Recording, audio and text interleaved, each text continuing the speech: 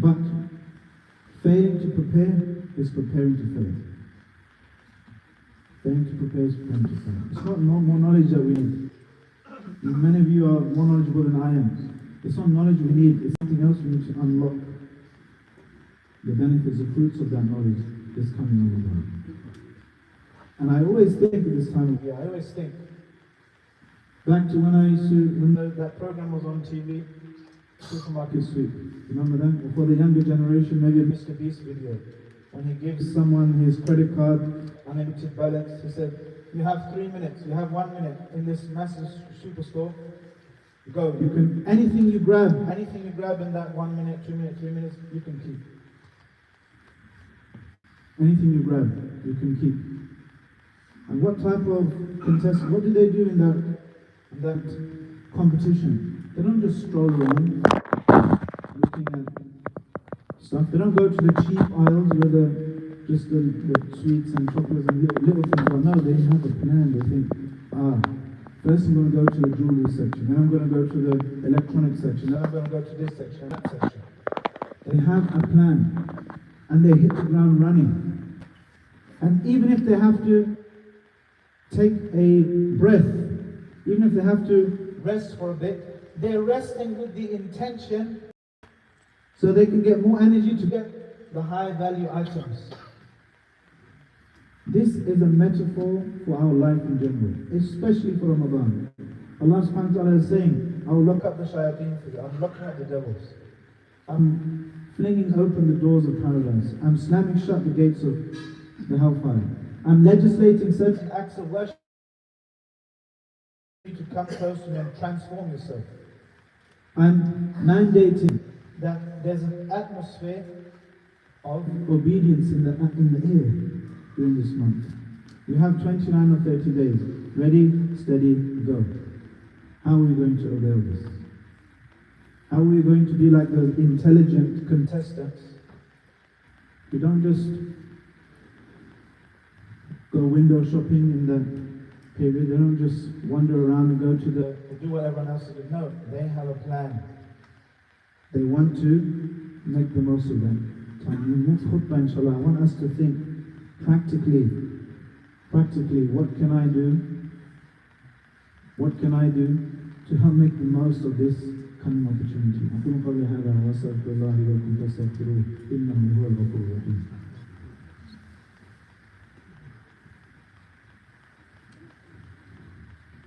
الحمد لله رب العالمين والصلاة والسلام على أشرف الأنبياء والمرسلين نبينا محمد وعلى آله وصحبه أجمعين. Like I said, it's not more knowledge we're in need of. All of us, we have enough knowledge. We know that Jannah is up for grabs. We know that forgiveness of all our sins is up for grabs. The Prophet ﷺ said, "Man sama Ramadan imanan wa ihtisaban, ghufira lahu ma taqaddama min dhanbihi." And in another narration, "Man qama Ramadan imanan wa ihtisaban, ghufira lahu ma taqaddama min dhanbihi." Whoever stands in praying the nights of Ramadan, and whoever fasts in Ramadan with 2 ingredients, all of his sins will be forgiven. What are these ingredients? We all know Iman.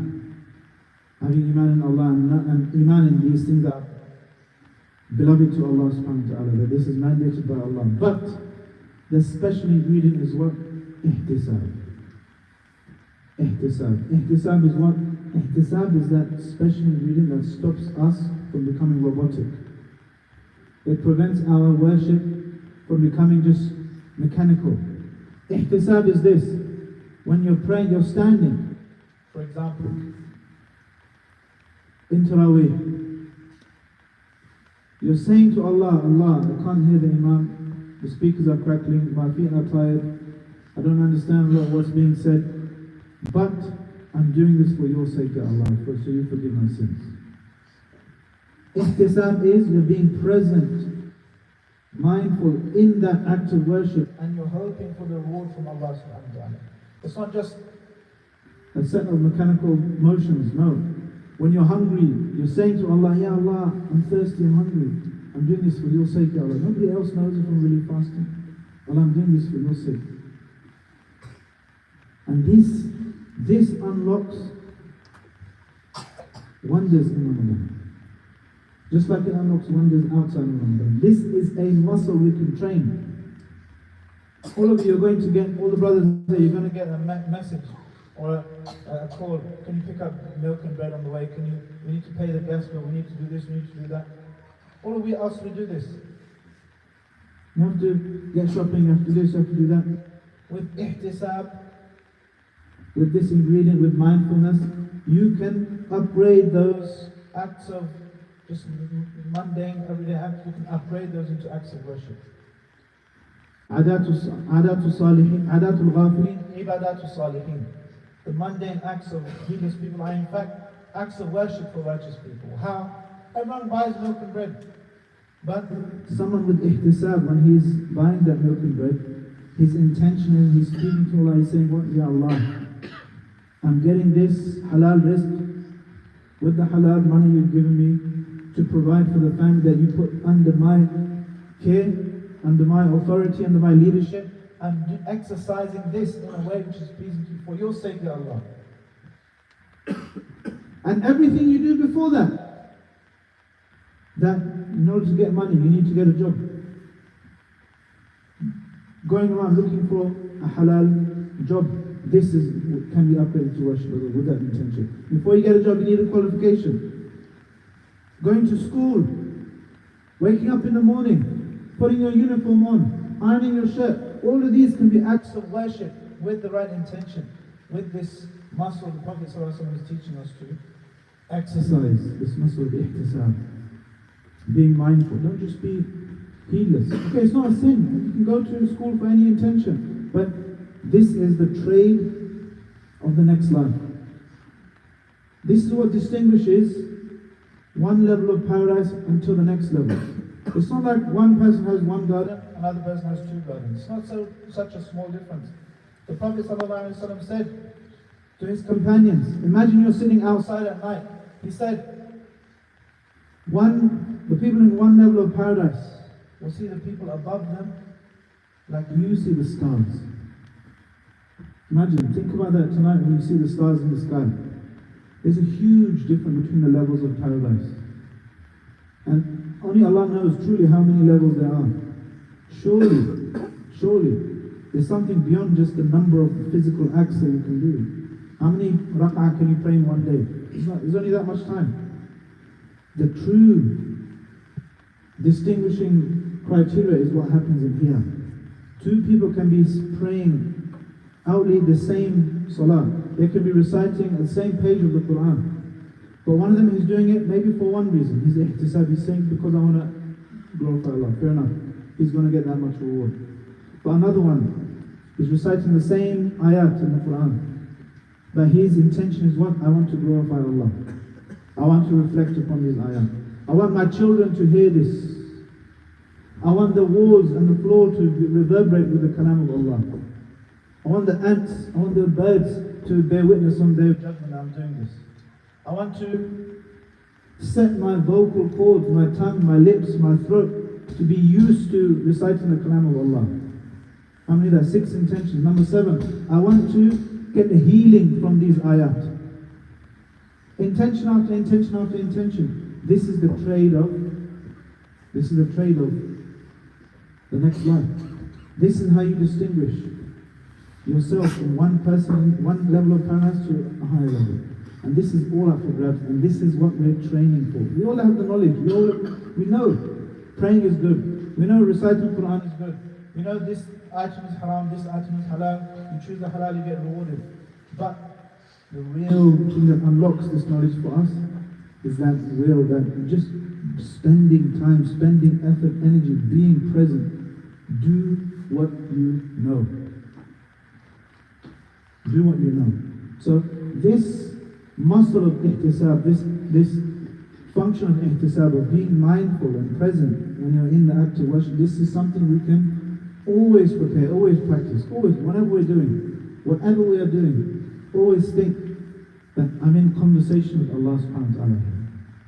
One of the scholars of Islam said something beautiful. He said, مِعْيَارُ السَّعَادَةِ فِي التَّعَامُلِ مَعَ الْخَلْقِ أَن تُعَامِلَ اللَّهَ فِيهِمْ. The gold standard, the thing you want to aim for when it comes to dealing with the creation is to realize that you're actually dealing with Allah through them. Your neighbor's bins fall over. You pick it up. I'm not dealing with my neighbor here. I'm not doing just because he's my neighbor. No, I'm actually dealing with Allah subhanahu wa ta'ala now, because Allah Jalla wa ala legislated that you look after your neighbor. And I'm doing this to please Allah. Every interaction becomes what? Potentially can become an exchange, a dialogue, a discussion, an interaction with Allah subhanahu wa ta'ala. But if we have this, if we practice this ihtisab, this lens, this looking at everything through what pleases Allah, how can I maximize this position, maximize this opportunity in my journey to Allah subhanahu wa ta'ala.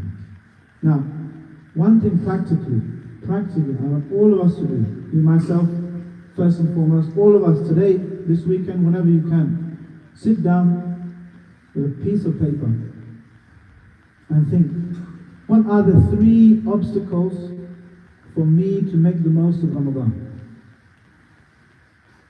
We always talk about, I was looking at my notes the other day, Ramadan 1434 or something, Ramadan 1430, 10, 15 years ago. We always have the same khutbah, and obviously this is what we need, this is a reminder. It's not new information I'm sharing, it's a reminder, we all need reminders. But how do we unlock these reminders? Look at some of the obstacles. Maybe you have, we all say, okay, have goals in Ramadan. I want to recite the Quran 2 times per year, for example. Okay, that's your goal. What is the obstacle for that goal? Maybe I'm too slow at reciting Quran. Okay? That's an obstacle. Okay, what are you going to do to overcome that goal? Think practically. For example, if you want to recite the Quran this many times in Ramadan, look at the obstacle and then look at what solution you have. If you're too slow, and at the beginning of Ramadan you spend time with re-familiarizing yourself, like Ramadan, subhanAllah, is the month, Shahr Ramadan alladhi unzila fihi al-Quran. The Quran came down in Ramadan. And likewise, in some of our houses, the Quran comes down from the top shelf only in Ramadan. And then we read it, and then we spend the first few days just getting re-familiarized with it. And then it goes back up there, may Allah forgive us. But there's something we can do. We can re-familiarize ourselves quickly now, in the next week, 2 weeks that we have, next 7, 8 days that we have. We can get flashcards. You can buy flashcards, you can print them for free, of the common words and phrases in the Quran. You look at them and your brain becomes used to recognizing those characters together. That's how you become a fluent reader. Not only that, on most of the flashcards, they also have the English translation underneath as well. So we see 100 words, 200 words. You'll get familiarized with the words so you can recite quicker and more fluently without mistakes. And also what? You'll understand the meaning. And the Quran is such, Allah made it so easy for us to get benefit from it, to get guidance from it, that if you just learn the meanings of 200, 300 words, something like this, you know the meanings of 80% of the Quran. Because of repetition. And all of us, you can get apps, you can get PDFs online, 80% of words in the Quran. You learn those words, you do this flashcards, whatever, and you understand. When the Imam is reciting in Taraweeh, when you're reciting the Quran in your Khatmah in Ramadan, you see Jannah, yes, I know what Jannah means. You see Nar, I know what Nar means. You see Malaika, you see these words, and you understand generally, you begin to become more familiar with learning the meanings of the Quran. It's very easy to understand the Quran's basic meaning. But at the same time, you can do PhD after PhD after PhD in it to swim in its reflections. This is the miracle of the Quran. But Allah has made it easy for us. This is an example. Maybe another example is an example of an obstacle. Maybe another obstacle is I'm too tired when it comes to Taraweeh. I'm too tired to make the most of stay at the end of Taraweeh. How can I overcome the obstacle? Maybe you can look at your work schedule. Maybe you can book time off. Maybe you can reschedule some of your meetings. Maybe you can Hire someone, a temporary worker, to take over some of your tasks in Ramadan. All of this will be counted as ibadah, preparing, and also practically we will unlock some of the amazing benefits that we have in Ramadan. So we all have enough knowledge. We all have enough knowledge of how to benefit, how to carry out acts of worship, what we should be doing. But what we need is to look at some of the obstacles, look at some of the things that we practically, what is stopping me from making the most of Ramadan? What is stopping me from praying in the masjid? What is stopping me from reciting Quran? What is stopping me from giving more sadaqah? What is stopping me from enter any obstacle here? So all of us, we need to go home, write down on a piece of paper, just 3 obstacles, for example. 3 obstacles, and then think, how can I overcome these 3 obstacles? And inshallah, next month we'll see, next month, in 2 months' time we'll see, inshallah, that this Ramadan has been the best Ramadan that we ever had. We ask Allah subhanahu wa ta'ala to forgive our shortcomings. We ask Allah subhanahu wa ta'ala to let us reach this Ramadan. We ask Allah subhanahu wa ta'ala to let us make the most of this Ramadan. ربنا آتنا في الدنيا حسنة وفي الآخرة حسنة وقنا عذاب النار. اعف عنا واغفر لنا وارحمنا أنت مولانا فانصرنا على القوم الكافرين.